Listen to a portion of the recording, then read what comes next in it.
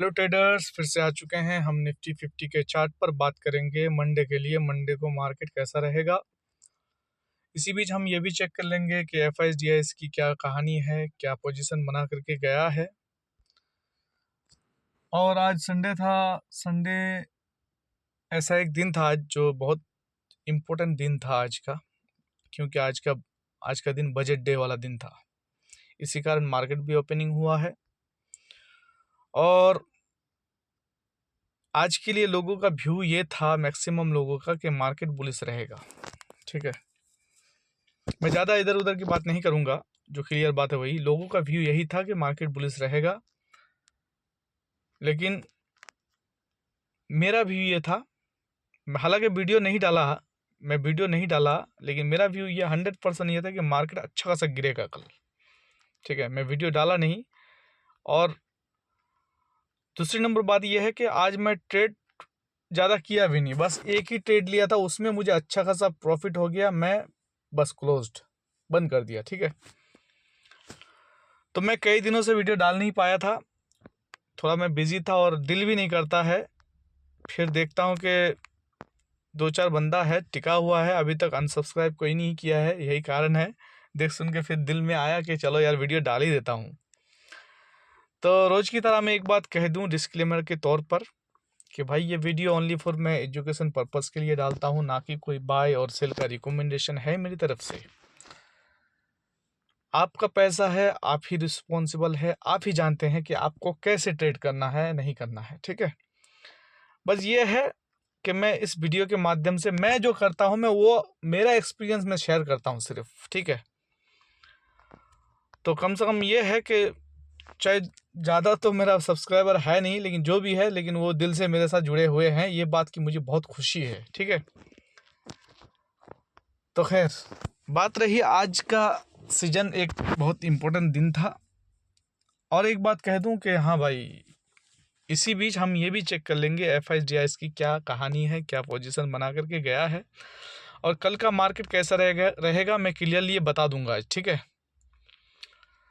तो कुछ बात कर लेते हैं कि मार्केट गिरने का क्या रीज़न था। बाकी तो भाई बजट जब लेके आता है सरकार ना, तो वो देश के लिए, देश की इकोनॉमी के लिए कुछ करने के लिए ही तो आता है ना।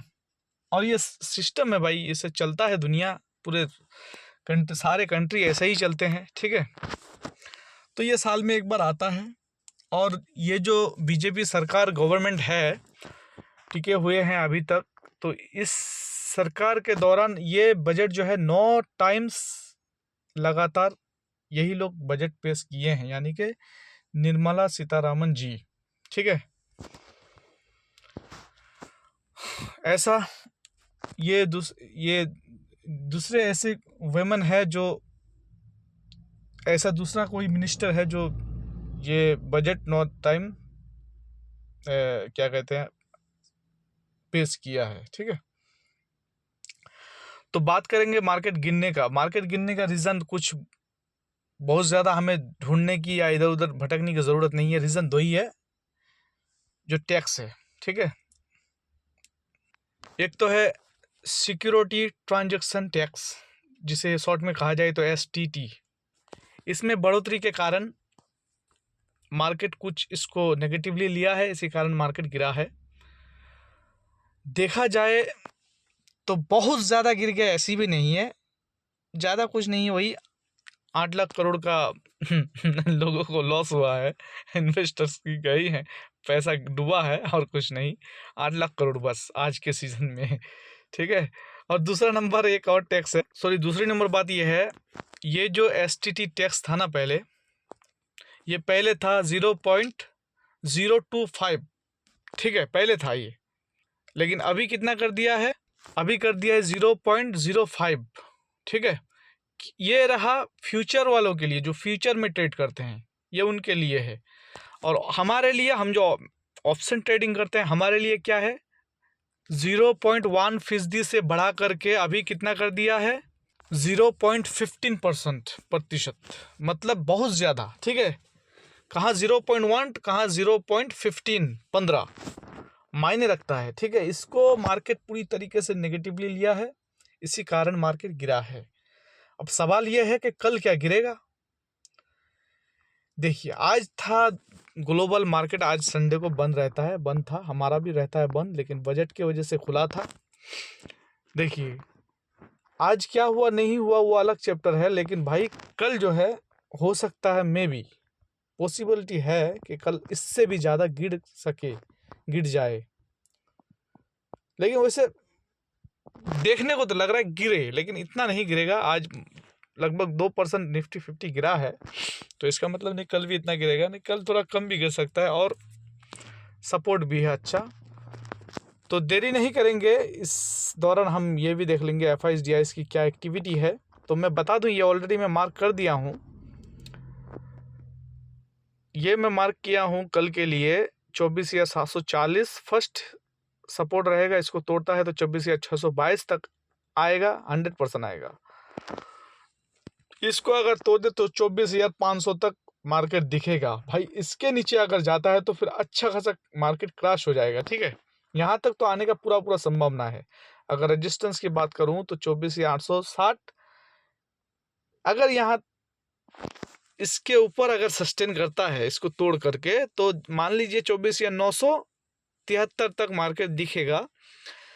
अगर इसके ऊपर अगर तोड़ फोड़ के सस्टेन करता है ना, तो मान लीजिए 25,141, जो असंभव लग रहा है मुझे कल के लिए, ठीक है।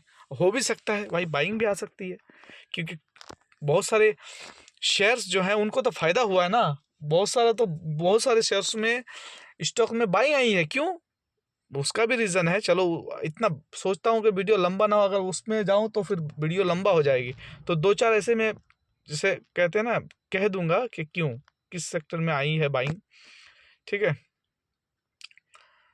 चलते हैं, देखते हैं FIS की क्या एक्टिविटी है। देखिए कैश में FIS वालों ने 588 करोड़ की बिक्री कर दिया है कैश में, ठीक है। और सोचने वाली बात है कि DIS जो है, जो लगातार खरीदारी करते हैं भाई, उन्होंने भी 682 करोड़ की सेलिंग कर दिया है कैश में। हालांकि यहाँ अक्सर बाइंग होती है, ठीक है। और दूसरे नंबर फ्यूचर में क्या कहानी है। फ्यूचर में देखिए 1564 करोड़ की FIS वालों ने सेलिंग कर दिया है, ठीक है। इनको बिल्कुल उम्मीद बिल्कुल भी नहीं है इंडियन भारतीय बाजार पर, पता नहीं क्यों, वही जाने। और ग्लोबली तो आप लोग जानते ही हैं कि सिल्वर कितना गिर गया है, गोल्ड कितना गिरा हुआ है, तांबा कितना गिरा है, भाई मत पूछिए, ठीक है।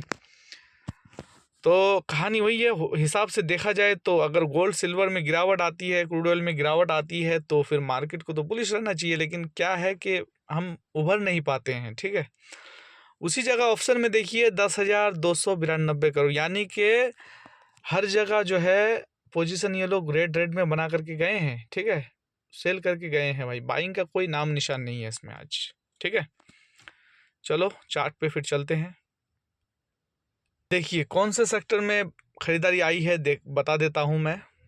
जैसे कि इंफ्रास्ट्रक्चर को सपोर्ट के लिए सरकार ने बोला है, यानी वित्त मंत्री ने बोला है कि इंफ्रास्ट्रक्चर के साथ जो जुड़ी हुई शेयर्स हैं उनके ऊपर उनका निगाहें रहेंगी, और जहां ज़रूरत पड़ेगी उनकी मदद होगी, ठीक है। तो इसीलिए उनमें बाइंग आई है। और जैसे घरेलू उद्योग जो है उनमें बढ़ावा देने के लिए, उसको आगे बढ़ाने के लिए, उनकी प्रगति के लिए, उन्नति के लिए, उसमें भी सरकार का योगदान रहेगा, ये भी क्लियरली कहा गया है, ठीक है। और जैसे MSME उद्योग को 10,000 करोड़ देने का भी अनाउंसमेंट हुआ है आज, ठीक है। यही सब चीज़ों पे, यही सब में जो कंपनियां हैं इन्वॉल्व, उनको तो उनमें बाइंग आई है, सीधी साफ बात, ठीक है। यही कारण था जो मार्केट वहाँ से रिकवर भी दिया है। बस जब जो बात बोली है ना, जैसे ही मुंह से जो बात निकली है निर्मला जी के मुंह से, तभी मार्केट उसका रिएक्ट किया है, ठीक है, वैसे ही बिहेव किया है। तो यही था कारण। हाँ, तो वैसे मैं अगर बता दूं तो कल मेरा जो व्यू रहेगा भाई, ज़्यादा सोचने समझने की बात यहाँ तो है नहीं, ठीक है। क्योंकि देखा जाए ग्लोबली कहानी कुछ भी ठीक नहीं है, और लगातार हमारा रुपया तो कमज़ोर है ही है। और दूसरी नंबर बात के अभी एक मामला में मोदी जी भी फंसे हुए दिख रहे हैं अमेरिका में, जो खैर वो बात मैं बोलना नहीं चाहता हूँ। तो ये रही कहानी। ट्रेड करना है हमें कल। मैं मार्केट के लिए वैसे मेरा व्यू तो नेगेटिव ही है, चलो चलते हैं बैंक निफ्टी के और चलते हैं, क्या उधर है कहानी देख लेते हैं। अडानी साहब का भी मामला लटका हुआ है। ठीक है भाई, बहुत सारे रीज़न है, जो पॉजिटिव रीज़न कुछ नहीं है, सब नेगेटिव है। हाँ, यही कारण है जो मार्केट गिर रहा है। ठीक है, यही सब ध्यान में रख के सोच समझ करके हमें ट्रेडिंग करना है।